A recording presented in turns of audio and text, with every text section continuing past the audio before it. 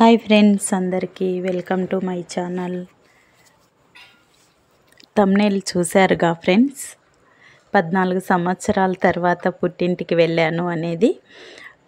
అంటే మీరు అనుకోవచ్చు, ఏంటక్క 14 సంవత్సరాల వరకు పుట్టింటికి వెళ్ళలేదా అని. వెళ్ళాను, కానీ నాకు ఫస్ట్ టైము 14 సంవత్సరాల తర్వాత వెళ్ళాను పుట్టింటికి అనే సంతోషము, బాధ అన్నీ వచ్చాయి. అది ఎందుకనేది చెప్తాను. ఇప్పుడైతే నేను వదిన నా కోసం ఏమేమి ప్యాక్ చేస్తుందనేది అయితే చెప్తాను. ఇవి కందులు తడిపి పట్టినటివి. కందులు, తర్వాత సొద్దలు, నువ్వులు, వట్టిమిరపకాయలు, చింతకాయ, అది ఏందో ఉప్పు తొక్కు, అట్లంతా అన్నీ నాకైతే ప్యాక్ చేసింది. ఇప్పుడు చెప్తాను ఎందుకు నాకు ఆ ఫీలింగ్ రాలేదు అనేది.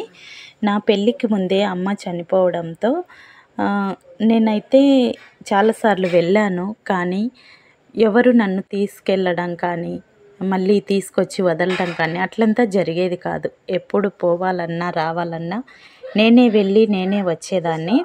అందుకని నాకు ఎప్పుడు ఆ ఫీల్ రాలేదు. ఇప్పుడు కూడా నేనే వెళ్ళాను, కాకపోతే ఎందుకో అక్కడ 4 రోజులు ఉండి వాళ్ళతో గడిపి వస్తూ ఉంటే తను ఫస్ట్ టైం నాకు అలా అవన్నీ ప్యాక్ చేస్తుంటే నిజంగా చాలా అంటే చాలా బాధ, సంతోషం రెండూ వచ్చేసాయి. అందుకే చెప్పాను 14 సంవత్సరాల తర్వాత వెళ్ళాను అని. నిజంగానే అంతవరకు నాకు ఏ రోజు నేను వెళ్ళాను పుట్టింటికి అనేది అయితే నాకు లేదు.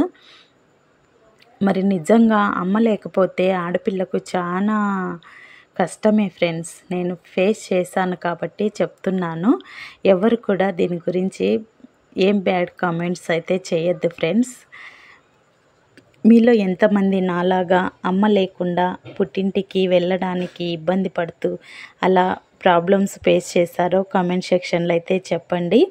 అలాగే నాకు ఒక కోరిక కూడా ఉంది. అది ఎప్పుడు నెరవేరుతుందో తెలియదు, కానీ అన్న వాళ్ళే వచ్చి నన్ను తీసుకెళ్ళి అక్కడ వాళ్ళు 4 రోజులు ఉంచుకొని నాకు ఏదైనా బట్టలు అట్లంతా పెట్టి మళ్ళీ తీసుకొని వచ్చి మా ఇంట్లో వదిలిపెట్టాలా ఒక్కసారైనా అని అయితే నేను మనస్ఫూర్తిగా కోరుకుంటున్నాను.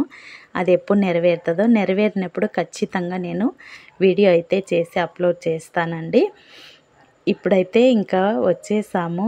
ట్రైన్ లొకేషన్ చూడండి ఎంత బాగుందో కదా. మధ్యలో దిగి కొన్ని ఫొటోస్ తీసుకొని అలా మంచిగా అయితే జర్నీ చాలా హ్యాపీగా జరిగిపోయింది ఫ్రెండ్స్.